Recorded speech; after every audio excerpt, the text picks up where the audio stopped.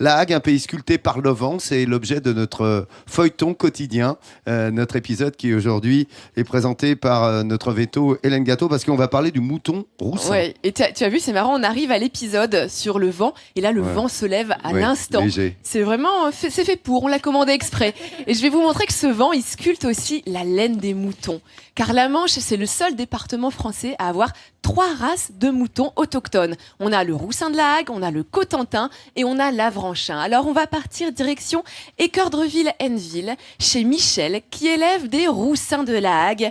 Comment faire plus local que cette race? Tout est dit dans son nom, il fait bon être mouton ici.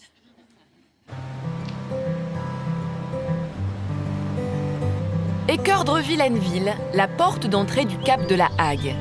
Une presqu'île sauvage, des étendues de terre à perte de vue, le paradis des bovins, avec des prairies où l'herbe bénéficie de conditions climatiques remarquables.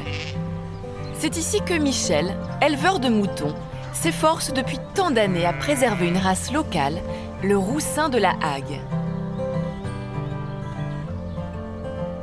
Cette race de moutons s'appelle le roussin de la Hague. C'est une population locale qui était déjà présente très longtemps. Une race qui s'adapte très bien aux herbages et qui valorise nos pâturages. Le roussin est donc indissociable de la Hague. Depuis des années, il contribue à embellir cette terre paysanne.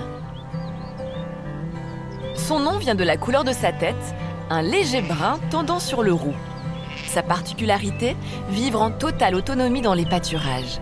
Toute l'année dehors, il se nourrit uniquement d'herbes.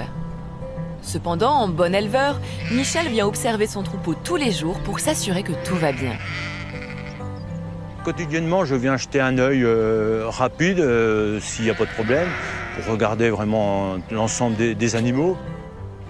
Pour se passionner de l'élevage, le roussin de la Hague est une race exceptionnelle, avec des qualités et un caractère unique en son genre.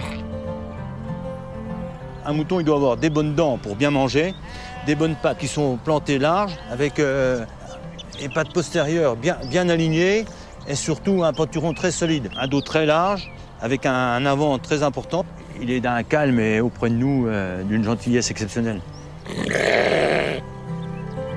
Autre qualité à laquelle Michel attache de l'importance, la laine. Cela lui permet de vivre en toute saison dans les prairies, quel que soit le temps. Ce mouton a une qualité de laine exceptionnelle, ce qu'on recherche, c'est-à-dire une laine tassée, très courte, ce qui fait que l'eau a tendance plutôt à rouler dessus. La peau n'est jamais mouillée. Et Michel n'est pas le seul à être passionné par cette race locale. À quelques pas de là, Étienne, bien que retraité, continue l'élevage de roussins. Il apprécie l'indépendance de ses moutons et fait partie de ces éleveurs essentiels à la préservation de la race. Elle se débrouille toute seule, c'est-à-dire que les naissances se pratiquent toutes seules. Je viens le matin, je suis content quand je trouve ma brebis avec mes 2 agneaux qui sont en train de téter. Les brebis mettent bas donc seules, se nourrissent uniquement d'herbes et participent ainsi à la qualité de l'herbage tant renommé de ces prairies de la Hague. Pour Étienne, impossible aujourd'hui de penser à arrêter cette activité qui contribue à conserver le patrimoine de toute une région. Ça, c'est la passion qui vous suit, qui vous colle à la peau. Quand on a fait ce métier-là pendant 40 ans, on a du mal à arrêter l'élevage. Être toujours dehors, toujours en lien avec l'élevage, c'est quelque chose que... La nature, quoi, même le sol, les arbres, les prairies, c'est passionnant, quoi. C'est quelque chose de passionnant. Mais je pense que quand on est tombé dedans tout petit, ben oui, ça vous décolle pas. Plus qu'une race de moutons, le roussin est l'emblème de tout un territoire. Il représente la richesse locale de la Hague, son véritable ADN. On voit rarement une photo de la pointe de la Hague sans voir un troupeau de roussins dedans. La Hague sans le roussin, c'est pas la Hague, quoi. C'est comme la Hague sans Goury, c'est pas la Hague, et ben la Hague sans le roussin, c'est pas la Hague. Avec Michel et Étienne, le roussin n'est donc pas prêt de quitter ses terres. Ces pâturages si caractéristiques de la Manche, ces étendues d'herbe à n'en plus finir, des décors sauvages où la nature reprend ses droits. Alors la hague sans le roussin, ce n'est pas la hague, mais le Cotentin sans le mouton Cotentin, ce n'est pas le Cotentin non plus. C'est pour ça que j'ai demandé à faire venir un mouton Cotentin qui est ici, qui est amené par Gérard et par Jacques. Jacques est éleveur depuis 80 ans de moutons du Cotentin. On peut le féliciter quand même, hein. C'est une belle, une belle carrière d'éleveur de moutons du Cotentin. Alors, à quoi ça ressemble un mouton du Cotentin? Eh bien, regardez, là c'est un beau bélier. Voyez-vous la différence du roussin qui avait une tête un peu brune, un peu rousse, d'où roussin. Le Cotentin, lui, il est rose. Tout à l'heure, j'ai même un des caméramans qui m'a dit « Oh, on dirait presque un cochon au niveau de sa tête ». C'est vrai qu'il a la couleur d'un petit cochon. Alors, celui-ci, c'est un beau bélier avec une très belle conformation. Voyez-vous la rectitude de la ligne du dos, incroyable. Les aplombs également très solides.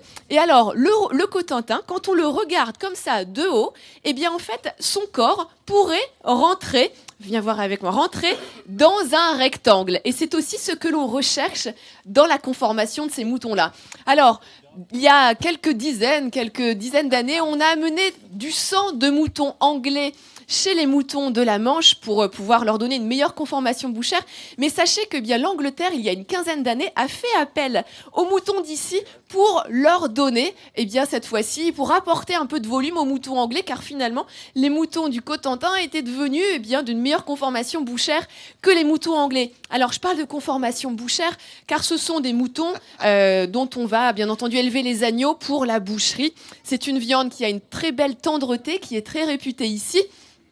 Et je voulais également vous montrer, regardez, je vais demander à Gérard de se tourner, car voyez-vous, Oscar, c'est l'organisme de sélection Cotentin-Avranchin-Roussin, eh bien on voit ici le département de la Hague qui est dessiné avec les 3 points qui représentent justement nos 3 races locales, le Roussin, le Cotentin et l'Avranchin. Je vous ai pas menti. Dites-moi Gérard, il est bien c'est quel rectangle le aussi, meilleur, Gérard, le Cotentin, le Roussin ou l'Avranchin?